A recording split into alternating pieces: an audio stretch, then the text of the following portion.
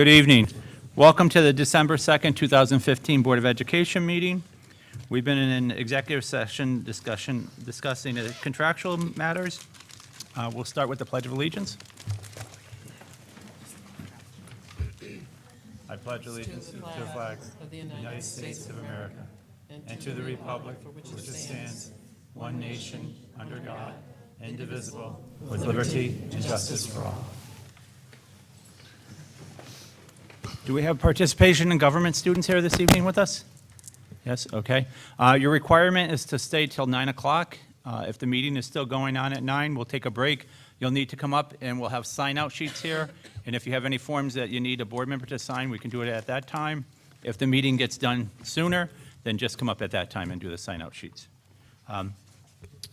Before we do introductions, I'd like to have Len Lenhart say a few words. 2 weeks ago, Sheila Fuller had passed away, and Sheila was a board member and past president of the Board of Education. Right. She was board president when I first came on the board in 1988, and just was a great board member, and really contributed very much to the school district, and it really is a big loss to the community. Obviously, she continued on to be supervisor, but it really was a big loss, and I just felt we really needed to say a few words, and I'd like to have a moment of silence in it for her memory.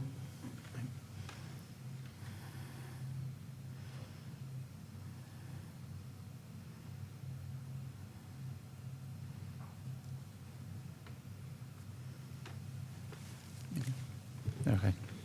Yeah, and it was very nice. The fireworks and the turkey trot that were sponsored by our town were dedicated to Sheila. Yeah. So, And they were great, the fireworks, by the way. yeah. Next on the agenda is we'll do introductions now. Diane Stever. Lynn Lenhart. Christine Beck. Dave Hurst. Jody Monroe. Matt Downey. Charmaine Widgesinger.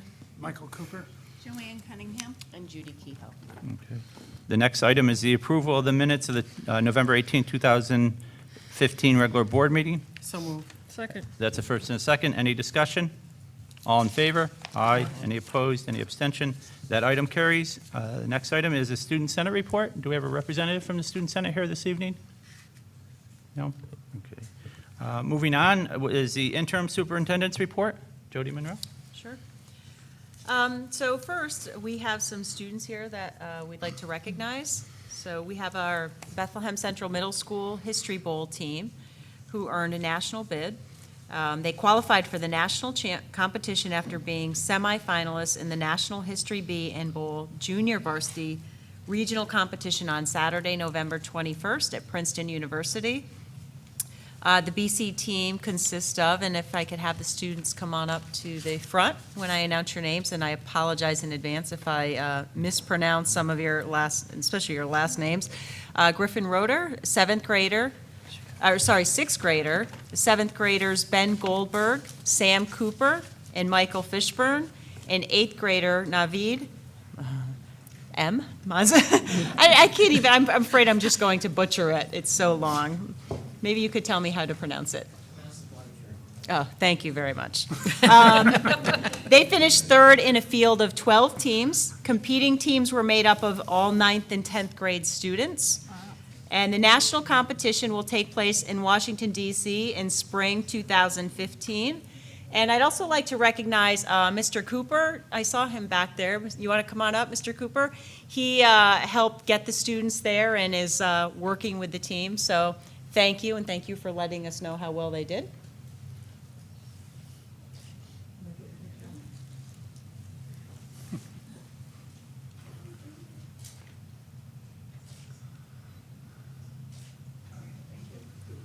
Congratulations.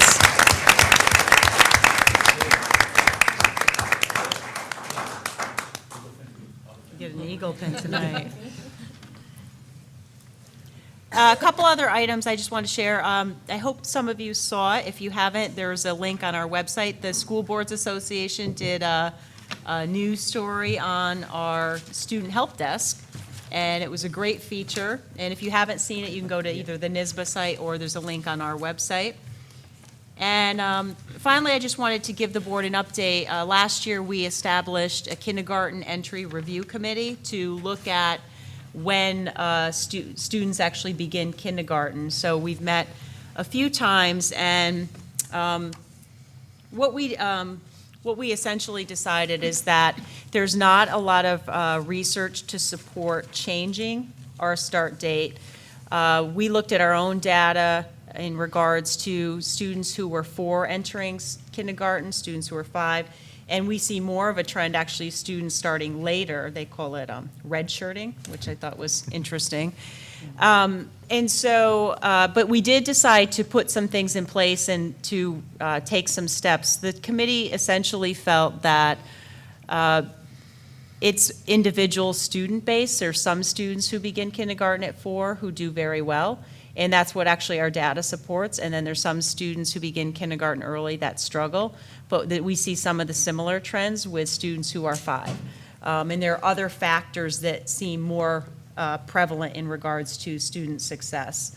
So a lot of the concerns that we discussed were really more about social issues that students face. Yeah, I think some of the parents were saying that they, the difference between like a 4-year-old and a 6-year-old, Right. some major differences there, but In the not s- necessarily in achievement. Right. It's more in the social.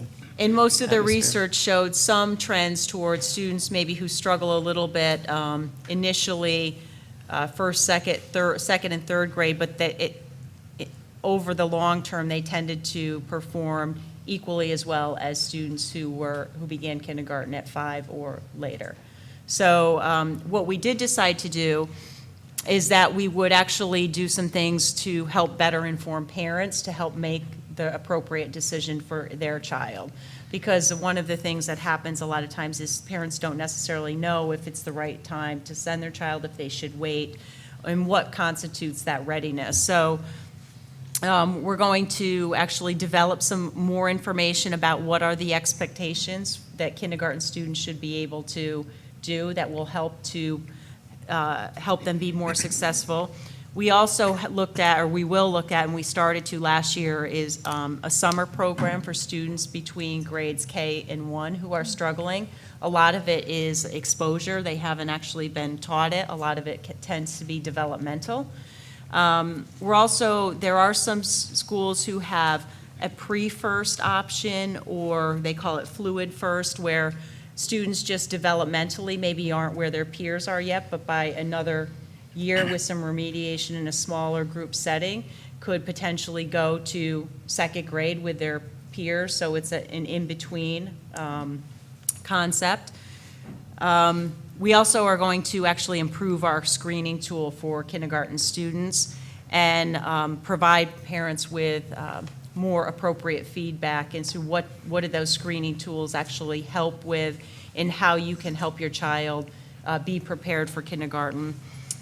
And also actually show them some samples of work that students are expected to do now in kindergarten with some of the new standards, obviously. There's more rigor involved, more academic rigor.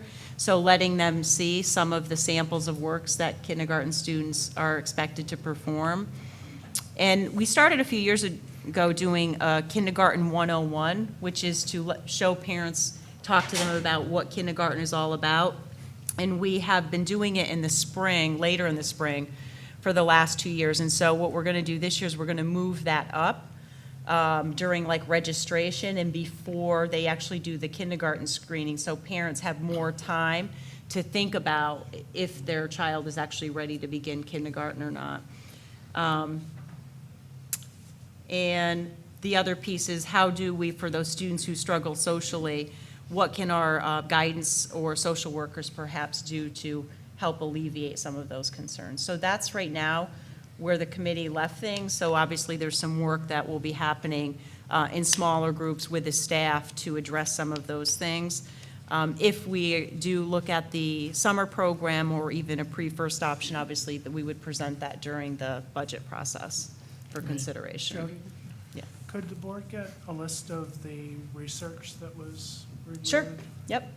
I can send you I have more, but I can send you some of the research we looked at. I could also send you some of our own data that we looked at if you want.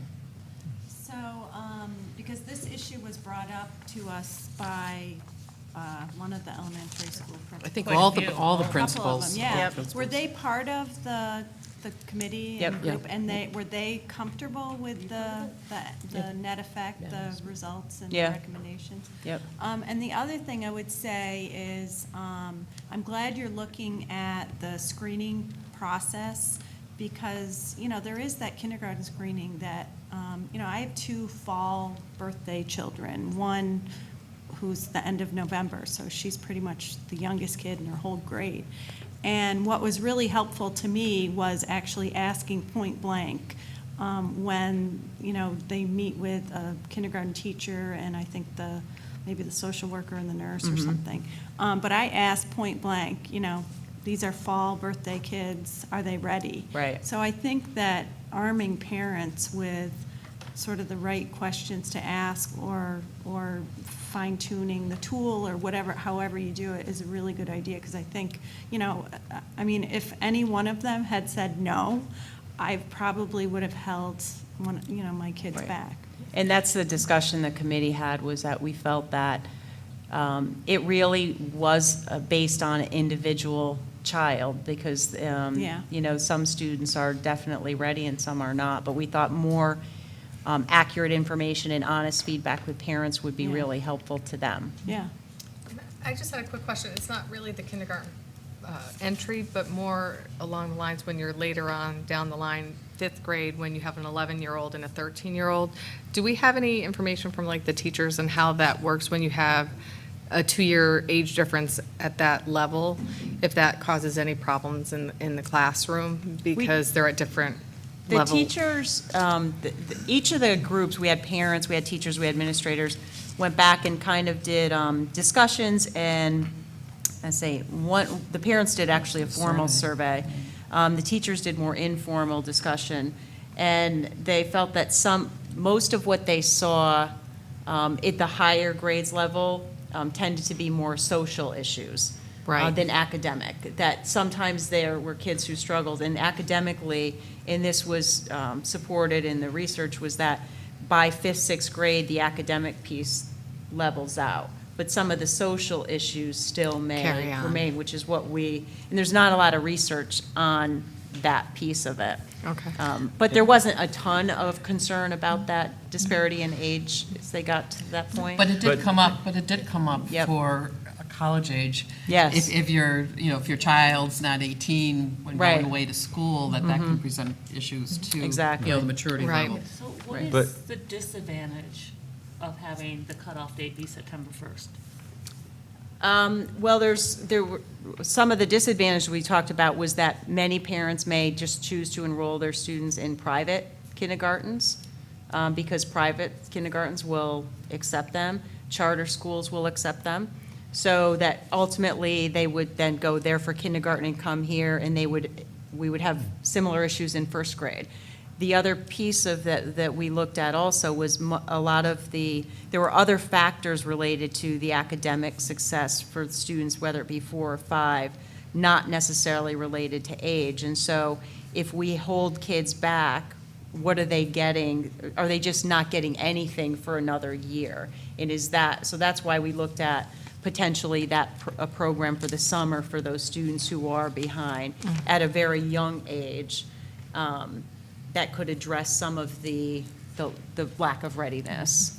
And I would say that even if we move the date, though, you're always going to have that age differential. It's just right. whether the age differential begins in September or not. You're always Right, going to it's have just that. that Even if nationally, it's September 1st. Right, Most- but I'm Right. saying But you your always students have an will- age differential between 11 and 13 in a grade. Right. Potentially, because even if you move to September. They can hold apparent- it back. They can hold it back. So. And that was the other differential piece is that- would exist under any circumstance. They're seeing more students recently being held back later, so now you're just ending up with six-year-olds. So you're having you're having the same age separation, just in a different way than what we were seeing more of before with the 4-year-olds. I have a suggestion that perhaps in addition to social workers and teachers talking to parents about the readiness, perhaps there could be almost like an info session or just an informal gathering for parents to talk about, you know, the other issues, that the social issues, because I know one of the most valuable things I once heard from a high school principal here was, they said, it's not the differential when they're in elementary school, it's when they get to high school. So to have just an information session where someone from the high school and someone from the middle school could say, this is what we see and this is how we address it, so that a parent of a 5 or a 6-year-old could hear, well, I'm making a decision now, but I'm also hearing about what they've seen at high school and middle school. So that could be even an informal meeting, it just could be like an evening to say, okay, if you have a kindergarten and you want to hear about, if you have one of these kids on the borderline days, months, and you're considering, here's an info session of a broader perspective that you may want to attend. Yeah, and that could be part of that kindergarten 101. Right, that's what I was just Yeah, thinking, yeah, yeah. That seems appropriate. I agree with Joanne. I think parents will take what we have to say, or the administrators, to heart, whether or not their child's ready for kindergarten. Right. That's my report. Anyone, any other questions for Jody? All right, thank you. Next is the board report, Board of Education report. As I previously mentioned, on Thanksgiving Eve, our town newspaper hosted a fireworks at our middle school, and then had a turkey trot on Thanksgiving Day. And it's kind of, I participated in both of them, and it's nice to see our facilities being used by the community and so many people taking advantage of that. So, Yeah, there were tons of people there for the fireworks. I was Yeah. surprised. I know, Matt, you look good out. yeah. I don't know about that. I was but, trying to figure out who was operating that drone, though. There was a drone over the middle school. Yeah. Well, actually, both days. Right, well, It I was- believe the guy that owns our town, he had Oh, had John it because Costello, he he owns had, it. I know he had on Thanksgiving Day, he said, wave to the drone, so he was making, he had it up that day, so I'm sure it was the same on the fireworks night. Lots of Bethlehem athletes, though, Yes. yeah, decked out in their yeah. Bethlehem colors. Again, a nice community event. Yeah, It's it's great. become a tradition now. So. Also, I had attended along with Judy and Kathy, the Capital Region School Board Association held a session up at Burn Hills Boston Spa on Medicaid reimbursement and the process and some recent changes to that process for various school board members and superintendents and other administrative staff that were able to participate. It was very good. It was done by staff from North Colony Central School District. So they provide a lot of good information, I think, to board members and to Jody and Kathy. So, anyone else? Yeah, Mike.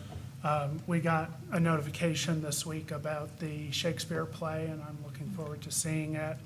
But I do have to say, I'm dismayed again this year that the actors are not being mic'd.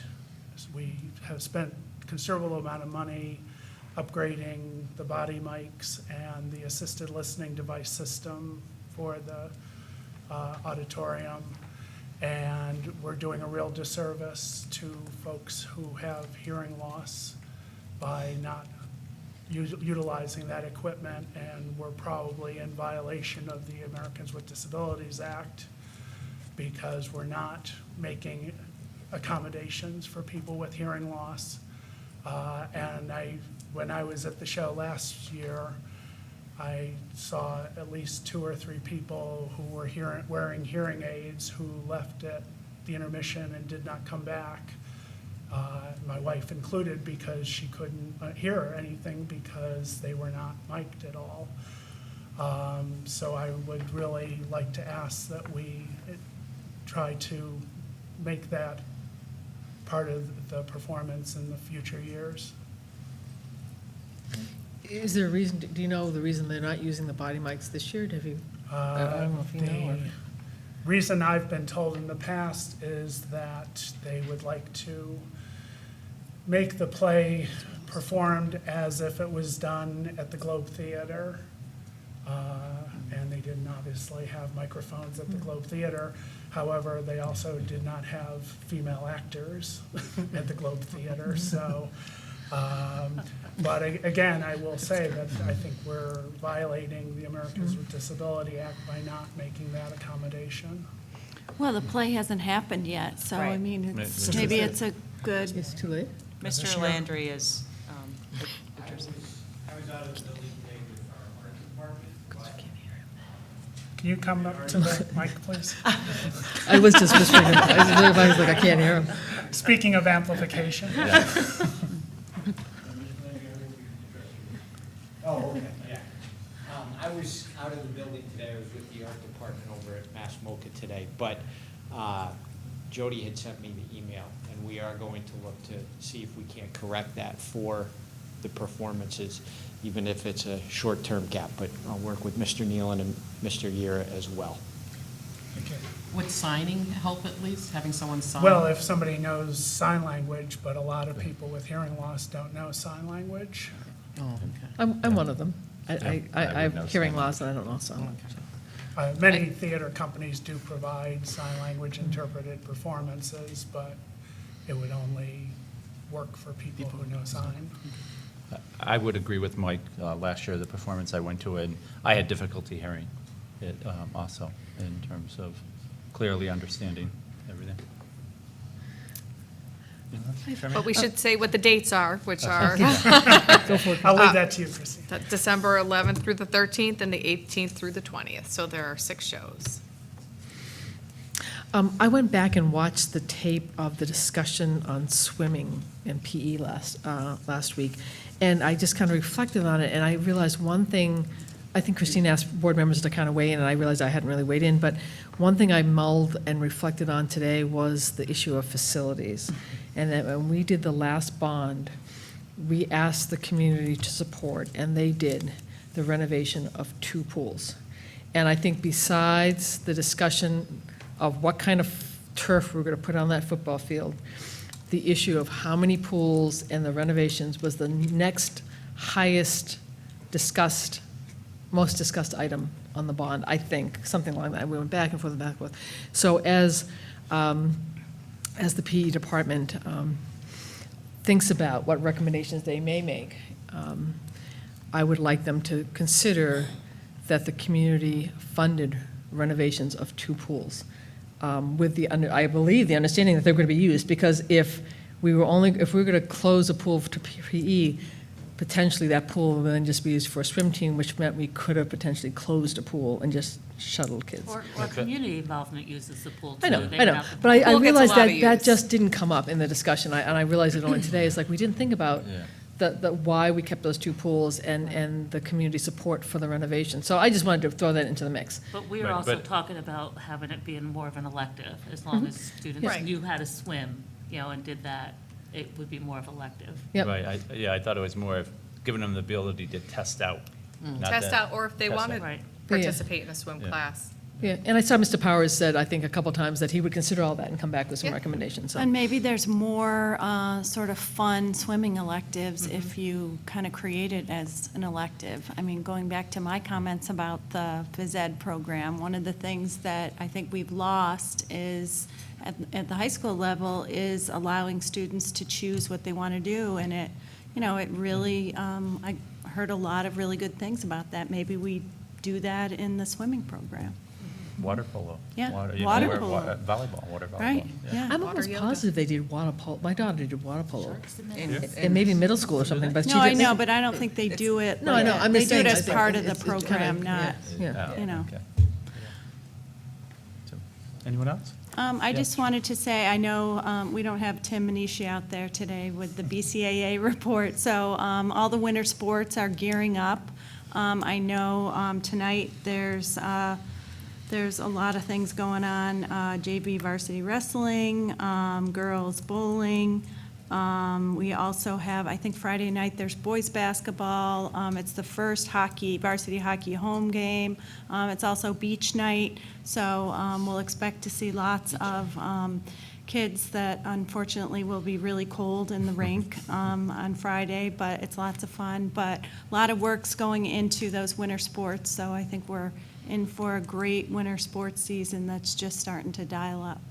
Yeah, and I think the first girls JV and varsity basketball home game is Friday, so you have to decide if you want to go to the beach and freeze or go to the beach gym. But I also want to thank you for mentioning his name, because at the Meet the Coaches night, he actually recognized board members by name, and I thought that was lovely of him. Yeah, he does a great job for BCAA. Does the beach night use the pool? No, they're on the ice. Maybe they aren't could play hockey in the pool. It might be Ice really hockey. cool. Okay, I didn't realize it was at the, actually, I was there last year, and I should have known. Right, that. I think you were. Anyone else, anything? I'll just mention, but I won't go into detail, the STEM Advisory Committee met yesterday, and they're working on projects related to STEM, and using a 3D printer, there'll be some contests coming up that, for older elementary, middle, and high school, but I won't go into detail about that because they're finalizing the details on the contest. And also looking at other items too, like drones and whatever. I did want to add one other thing. NYSBA sends out the daily articles and update. And one of the items that seems to be getting a lot of attention is test anxiety in New York State especially. There was a research report on that. Research report which indicates that students seem to be increased test anxiety with the state tests. So I hope that we're cognizant and we're addressing that as it arises because it seems to be on the rise based on all of the studies that are coming out. Well, I think there'll be news coming along quickly on the task force on the Common Core Learning Standards, which I think is actually addressing other things than it was supposed to. Perhaps the report's already been written, but before they started. But anyhow, I think there'll be some leaning away from the APPR and test scores being part of the evaluation process. So I think things are going to be changing. Going in the right direction. And a lot of those areas. Also, speaking of that, I hope that the House was voting on the ESEA reauthorization today. I hope, it's very simple to put your name down and have a letter sent. So I hope people did that. I think the Senate's going to vote next week on this, conference committee bill. And hopefully that will be done finally 7-8 years after it was supposed to be done. And we'll remove a lot of the negative parts of NCLB. I think, picking up on something that Christine said, I think the district has done this in the past, but perhaps a note out to parents on how to support your student during, when the tests are coming out in terms of, getting enough sleep and good nutrition, but also, I think, alleviating some of the parent anxiety, because to some extent, not for every child, but I think to some extent, kids feed off parent anxiety. We've so. done something similar in I the know, past. similar We like that, can yeah. put that out. It's definitely across, so I think, Charmaine, with teachers and parents, because of the APPR Yeah, sure. being tied to the testing, Yeah. there's been a lot of classroom anxiety as Yeah. well. It works both ways. Anyone else? Okay. All right. Thank you, everybody. Next, we have our presentation of the evening, and we are having, the presentation tonight is the role of the Student Resource Officer in the school district. Tonight, we have Officer Detective Whiteley presenting for us, and also with us is Detective Rice and Deputy Chief Heffernan. Good evening. Yes. I'm going to start off by actually doing a little throwback Thursday on Wednesday night. Oh, wow. Speaking of of mic people Bethlehem Middle and sign School, language. and yet no one is especially upset about it. That's because he is part of an innovative new program to bond cops with kids in a unique way. Mary Beth Wenger walked the beat with him today. She joins us from the newsroom to tell us more about it. Mary Beth. Well, his students see DARE officers on the premises all the time, but two Bethlehem police officers are taking it a step further in a program that's believed to be the first of its kind in our area. What they're doing is trying to teach kids about law enforcement while also giving them some insight about the person behind the badge. It's a new beat for 18-year police veteran Mike McMillan. Somebody to help you. Somebody extra that can help you. Okay. You want to talk? Any kind of problems? Okay, walk with us. There we go. Since January 10th, he's patrolled the hallways, the cafeteria, the classrooms of Bethlehem Middle School. He's asked about his pepper spray. Yeah, are you going to need it in school? I hope not, but one thing I found about being in police work is that these things happen at a moment's notice a lot. He's not here because there have been any special problems at school. I was kind of frightened because I didn't know who he was. He wears a gun, but it's not meant to be intimidating. It's part of his uniform, which he'd wear elsewhere in the community. It's not here as an armed dart or be the militia in school or the Gestapo, as one of the local newspapers said we are. That's not what it's all about. It's just, a police officer without a gun is a carpenter without a hammer. Is he here to maintain discipline? Definitely not. Oh, you again, huh? The idea is to teach students about their rights, about law enforcement, and to get to know the man behind the authority figure. Oh, another fan. It'd be good to see the officer at a friendly side instead of just like at a disciplined side. What are you doing anyway? His help extends beyond teaching students about the law. He's joined genetics class to explain fingerprinting. He's lent his expertise to the English class, doing a segment on detective novels. And he's not above picking up a discarded cheese sandwich left on the stairs. Good. You're doing good. What do you get out of all of this? I think satisfaction. One of the things I found lacking in police work very often is satisfaction, because at the end of the day, a lot of times you don't see where you've done anything. You have the opportunity to maybe at some point make a difference in somebody's life and maybe help somebody that's having a hard day or even have a hard time getting through school, be able to make it through school maybe. So that's January 30th, 1996, and as I mentioned in the post, January 10th, 1996 is when we started our SRO program here at Bethlehem. So, but before we even started with the SROs, we started in 1989 with our drug abuse resistance education here at Bethlehem. Both of these programs were first in the capital region, and from what I can research find out, we were also first in New York State to have a school resource officer and to start the DARE program. Both 1989 start for DARE, and we are still the most continually running DARE program in New York State.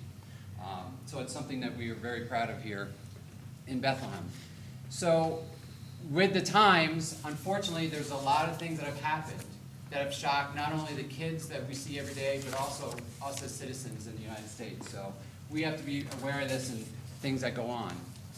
So I want to first start off by talking about the DARE program, because as a school resource officer, we all start within DARE. And DARE was a program that started back in the late 80s, 1986 in Los Angeles, California, and then came about nationally. And it started off with a 17-week program, and then it backed down to a 9-week program, and just within the last few years, it's now settled into a 10-week program with 45-minute lessons. Here at Bethlehem, we are presenting them to our 5th graders, and the program that used to focus on saying no to drugs, that was a big key phrase, and a lot of lessons on drug use and abuse. Now we're switching gears, and we're getting college universities involved in the program and the curriculum, and now it's more focused on decision making. If we can teach kids how to make good decisions, whether it be about drug use, whether it be about bullying, whether it be about cyber use, then that will be effective throughout their lives. So the 2-3 lessons that we used to do for alcohol, tobacco, now is down to like 10-15 minutes. We spend more time role playing and everything else. To be a DARE instructor, it's actually very difficult. It's a residential class, so to speak. So Monday through Friday, we go to an academy and we stay, and it's an 80-hour program. And it's basically taught the topics of facilitation skills, brain-based and modalities learning, collaborative learning, classroom management, drug situations and abuse, stages of adolescent dependency, school violence and bullying, youth culture, youth gangs, media training, and then they start working about the DARE lessons. So with the DARE lessons, we learn how to present in front of classrooms, how to manage the classroom time, and how to help with the students as well. So that's what starts our school resource officers here in the town. And the next step for us is a school resource officer program. And I like to think, because with recent events here in the United States, somebody from the public came to the school board looking to see who are the school resource officers. And this is really the slide that they were looking for that I made into a 15-minute presentation. But as I said, all school resource officers in the town of Bethlehem start off by DARE.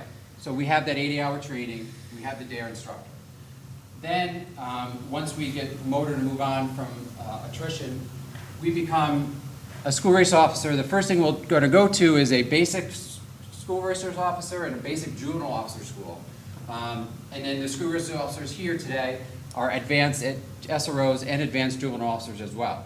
Each one of those classes are 40 hours, where it covers anything from the legal aspects to it, again, classroom management, to dealing with teens and teen development and everything else. Those other certifications that we have, those are the things that we do our continuing ed.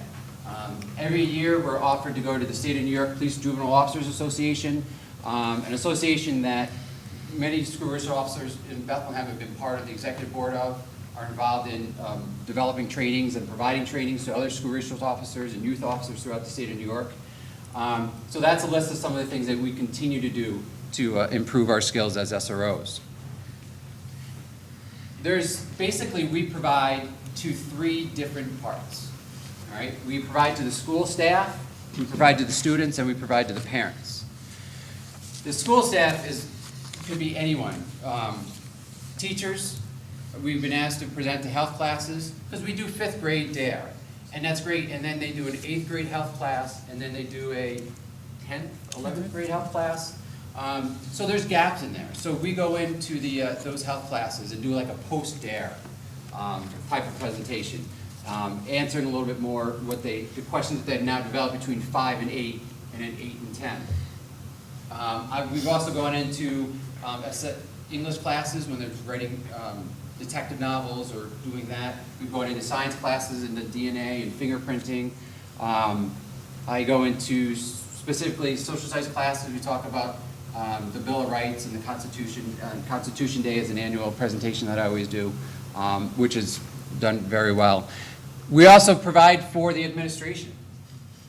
And the one thing that it said in the video, which is stressed too, is that we're not there to enforce the school code of conduct. That's the administrator's role. We're there to assist with the school code of conduct where it's a violation to commit crimes on school property. And so the first line of defense for those issues are the administrators. And then once the administrator asks for assistance or is beyond their scope, then that's when they would involve us. We're also there for handling crisis situations. And over the years, crisis could be anything from bomb threats to threats of violence against staff or students within the building from an outside source. We have emotionally disturbed persons in the school every now and then. Fire and EMS calls that occur during the school day. Those are all things that we, through our law enforcement training through the academy times, we're trained in handling, that we step up to and handle.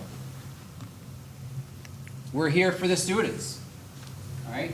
Ability to see a police officer more in their day-to-day routine, saying hi in the hallways, presenting in the classroom, not just either getting pulled over or, mom and dad dragging them, walking them through the, not dragging them, walking them to the supermarket. And many times it's like, oh, be good, Johnny, or he's gonna come arrest you.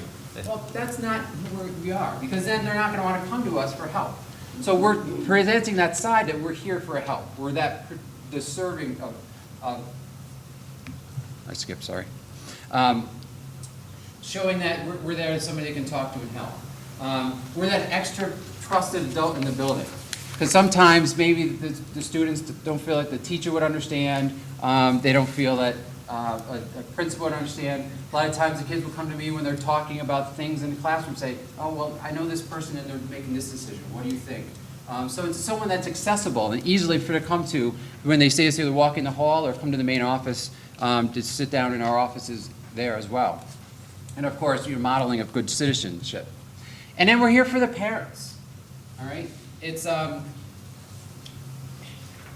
very accessible to the parents. And a lot of times, if there's a crisis in their house, they know to call 911. But maybe it's not a crisis. Maybe they're just having trouble with that. Maybe they're having trouble with Jimmy getting to bed. Maybe they found something in the room and they know they don't want to bother 911 and they know it's not an emergency. They don't want marked cars at their house and it's something that they can handle, but they want some assistance. And they know that we're there as school resource officers. We're there in high school, we're here in the middle school, we're there in the elementary school. Somebody that they can come to and approach and talk about those situations like, this is what's going on, this is what I've heard. Or even like saying, the big thing with cell phones a few years ago is, when do you think my child should have a cell phone? Or this is what I saw on their cell phone, what should I do? So we kind of walk them through things like that. So we are basically the experts in the juvenile justice system. Unfortunately, there are times that it's needed. Persons in need of supervision through the Family Court Act, whether it be ungovernableness or truancy. That's something that we deal with on a regular basis, something that we were able to guide administration through. We work closely with probation and Albany County Family Court for those type of situations. And the one thing that we're very lucky to have here in the town is the Bethlehem Youth Court. This is a peer-led court. Many of the high school students serve as jurors, as the defenders, as the prosecutors, as a judge, as a jury foreperson. And they're doing their restorative justice on criminal activity for anyone between 10 and 19 within the town of Bethlehem. So we work very closely with them. We just recently started, we converted it from a pilot program 2 years ago to last year to a regular program where we have a diversion. The Bethlehem Police Department, Bethlehem Youth Court created a diversion program so that if a young person gets in trouble, right now it's for juveniles, and we're going to be exploring it to see if we can do it for young adults. If they get in trouble, rather than getting them or having them processed and going through a formal procedure, if the victim allows it, we'll directly refer them to youth court. We'll keep them out of the juvenile justice system. We'll work with them, all right? And if they're successful with that, then that case goes away and there was no formal process. If they're unsuccessful, then we have to go down the other path. So we're constantly working with several agencies in the town to make sure that the kids are able to successful in their life, because young people, we all make mistakes, and we understand that. You notice I said we, right? Okay. And we also, the student advisement, the action, you know, consequences of their behaviors and such and so forth with that.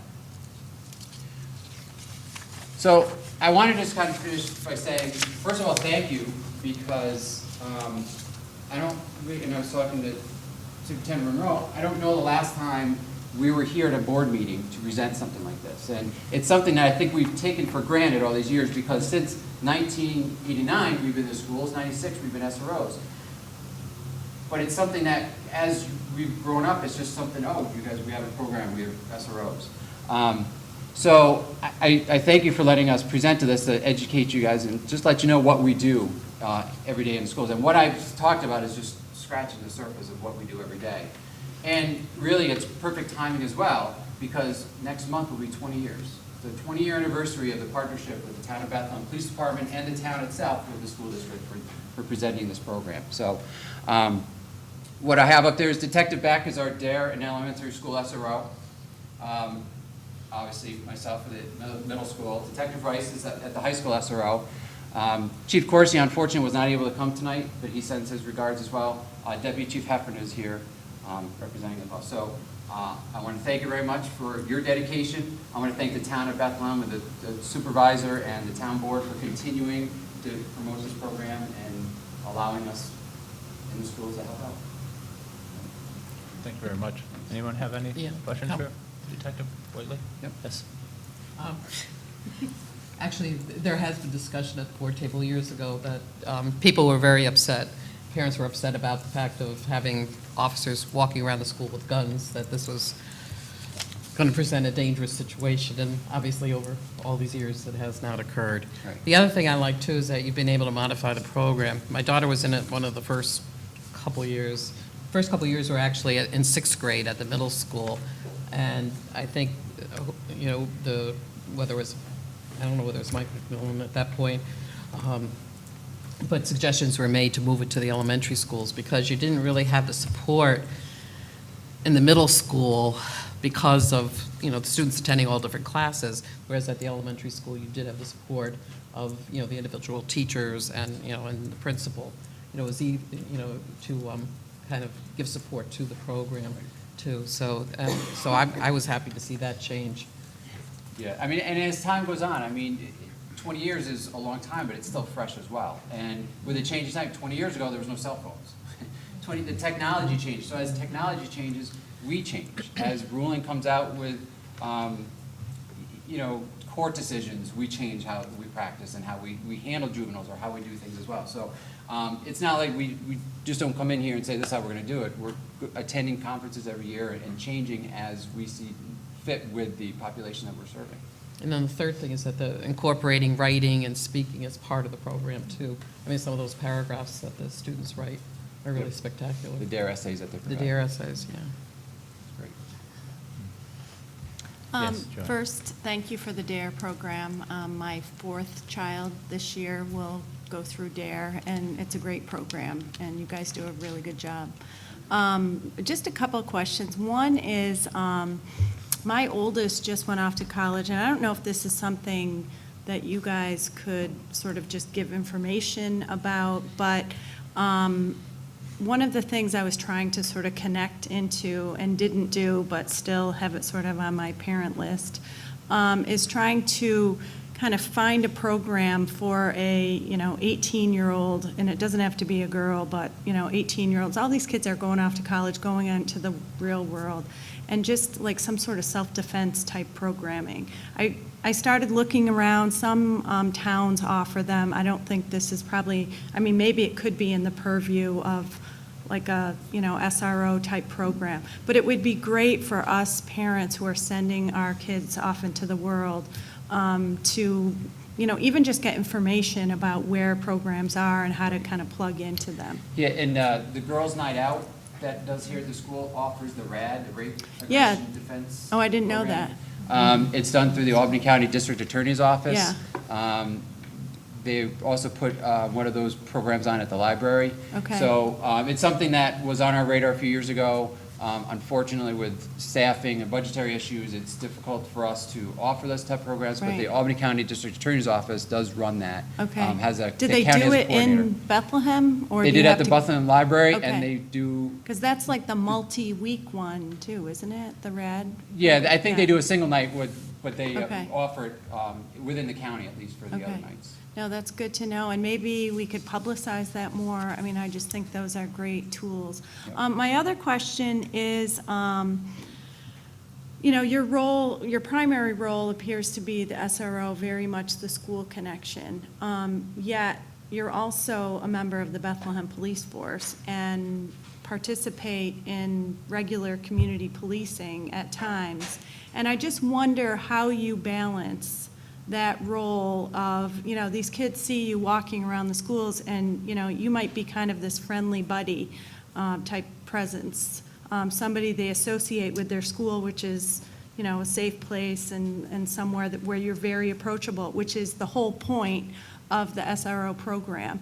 Yet, when you're out investigating an event in the community, you may be interacting with those same teenagers on a whole different level. And I imagine that is something you have to kind of figure out and recalibrate a little bit, because those teenagers are going to see you in a different position and therefore might, put themselves in some position of vulnerability. No, actually, they're going to see us as that friendly face. So when they come in there, they're going to they're a little bit relieved, because now they know who they're talking to.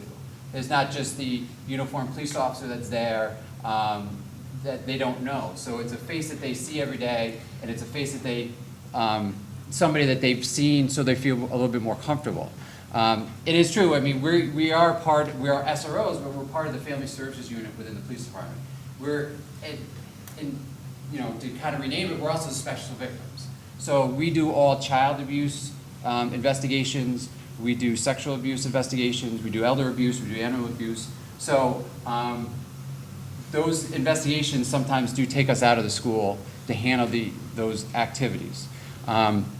So when we go out and, if we have to deal with an outside incident and it's with somebody at the school, many times not only the child but also the parents are relieved because it has a familiar face. We're familiar with the juvenile justice system, we're familiar with the rules and the laws, so therefore we follow those to the T, and we basically do the job that we have to do, because many times it may not be us. We are the middleman. If there's an incident between two people, you have a victim that's running the investigation basically, and you have the suspect, and we are there to manage that, to get them to do what the victim asks us to do within the within the And rights of the laws. how much of your time kind of breaks out of the school resource role versus like your Bethlehem police capacities? I'm going to cheat, say it depends.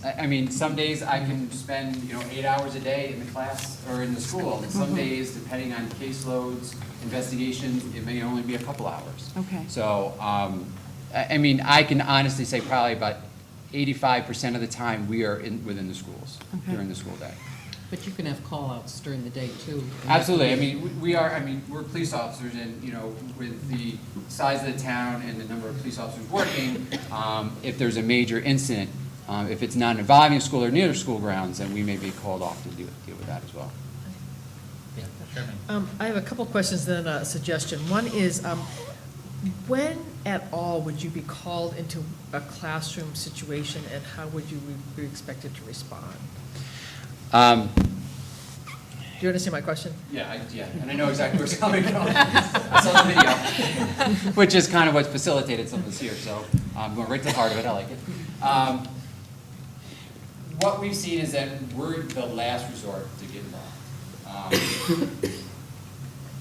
Basically, as I said before, it's a school issue. So the only time that we would become involved is if there was a crime that occurred. So if there was something that happened within the classroom and it couldn't be handled by the teacher, couldn't be handled with administration, and then the school district personnel administrators decide that we would like this person arrested, then we would get involved. If the school administrator is not looking for criminal charges, we do not get involved because that's not our job. We get involved when there's criminal activity. So as the school being the victim, in instances where someone's refusing to leave and they're looking to do a criminal trespass after they've been advised to leave several times, that's where we would step in, all right? I hope that. I see the principal coming up. I just wanted to step in just to clarify, because one of the things, because Chad and I talked about it after, and I'm not going to say what you saw on videotape could never happen up here. I'm not that naive to say. But what I can tell you, and it's worked really well, I mean, I've worked with Chad now 12 years, that I can tell you that the one big change in that situation, as Detective Whiteley alluded to, we would have done everything possible to make so that did not occur. If we had to call a school resource officer into a classroom, which I have had to do, the classroom's emptied first. That we remove the teacher, all the students, so that it's only the one student that is because we don't want to endanger the other students. And the other thing is, and Mike alluded to it before too, you know, we've had students that have had just mental breakdowns because of family situations or whatnot that they've lost control. So that their dignity is protected too by removing everybody else from the situation. So I can tell you the one big difference from what was on that videotape, everybody would have been out of that room prior to the school resource officer coming in. My other question is, you were talking about being a resource for parents, and let's say, again, this kind of ties into what Joanne was saying, between the two roles, let's say a parent comes to you and says, I found pot in my kid's room. As a police officer, are you obligated to say, what's your address? Right. Not sure that I'd call you. I mean, is that really, are you really, I mean, if I say about this illegal activity in my house. You'd be the how do you last manage person that? I would call. So I say, are you a resource? You just told us. Well, I mean, and it's happened, and, you know, unless they give us, say, here, this is what I found, do something with it. I mean, we work with them, and we understand that there is a relationship there between the two. So it would basically be a conversation of this is the recourse. You know, you have option A, B, C, or D. You know, we're an educator. We're educators, so they don't understand the system. And one of them would be the youth court, and the peer issues to it. And ultimately, it would be them to decide if they want to make a formal report or not. All right, so a lot of the stuff what we do in law enforcement, although it may not see it, is victim-based led. So if you came to say, hypothetically speak, I mean, a lot of times there are hypotheticals. What if I found this in my son's room? Then we go through it. If they say, here, this is what I have, might be a little different because now I have something that, I agree. And my last suggestion also piggybacks on something Joanne said. I used to be a dean at a large public university and then a dean at a small private women's college.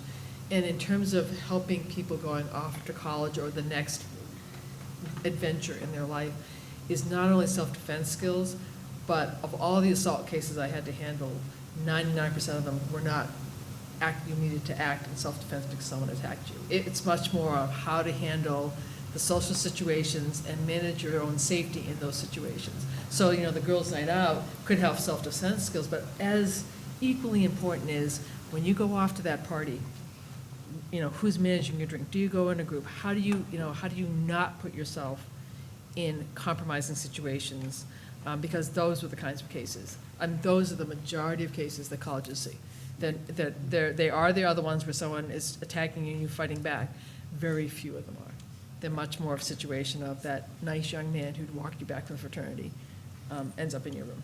So Yeah. that, I would say that's the kind of age-appropriate education that would go so far here. Yeah, no, we work closely with the BOU, and we just did a presentation for, talking with your teen. They do a college, prep type of presentation. I mean, that's something that I'd be happy to talk to them about, to see if they like to incorporate something along those lines with them. That'd be That's very valuable. very good. I was actually going to piggyback off of that. Can we take it one step further? Is there a way to incorporate some sort of discussion with seniors, especially going off to college, in those particular instances you just described? Because I think a lot of these students, senior year, they're getting more involved with parties, the marijuana, and then they're going off to college, and they're not prepared to deal with what's at their doorstep or what's offered to them even here while they're still in school. And if there's a way that the seniors especially could get some sort of special seminar or period class incorporated where that's a discussion, not where they have the option to go to the BOU, because I think a lot of them might not attend, but something where it's brought in-house and. Or maybe part of the health curriculum. Well, it's 10th grade, so. Yeah. this Yeah, I was is- going to say, some of that is part of the Yeah. health curriculum, but if they have. But it's early, it's usually Yeah. 10th grade, and it's not when they're really mentally starting that phase of their life. It's just a little bit too soon. But it's just a suggestion. Does Yeah, and it's up to- participation in government class do any of that? I mean, it's something that, we're very happy to do anything like that, so I'll put it on the radar and speak to some. And Maybe it's also- also something Student Senate would want to, participate in or be your partner or lead it, Yeah.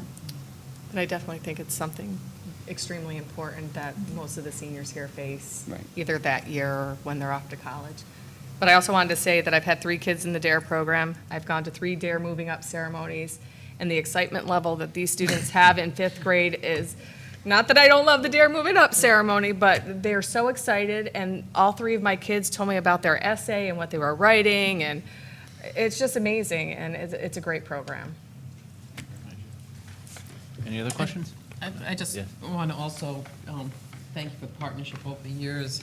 And it wasn't just even for these 2 programs, also for, I have to thank former Chief LaChapelle and Chief Corsi for being part of the school-wide safety committee and helping us make suggestions of making the buildings safer also and making our students safer. So appreciate the partnership all around over the years. Thank you. Thank you very much. Thank you. Thank you.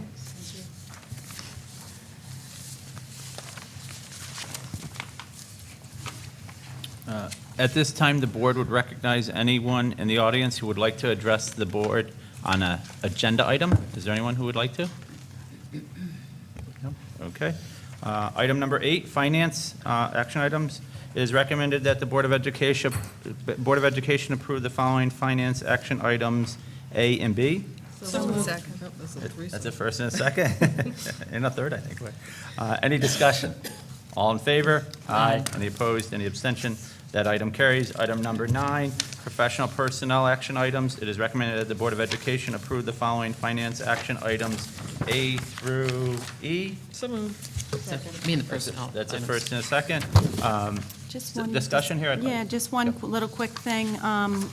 We're approving a varsity gymnastics assistant, and I just want to give a shout out to our athletic director, who has worked so incredibly hard on securing not just a coach for the varsity gymnastics team, but also he's lined up, a great little assistant and kind of a good coaching staff, and has been so dedicated. And the board should know that he is a rock star on trying to work this out, and very successfully so. So thank you to Len. I have a question.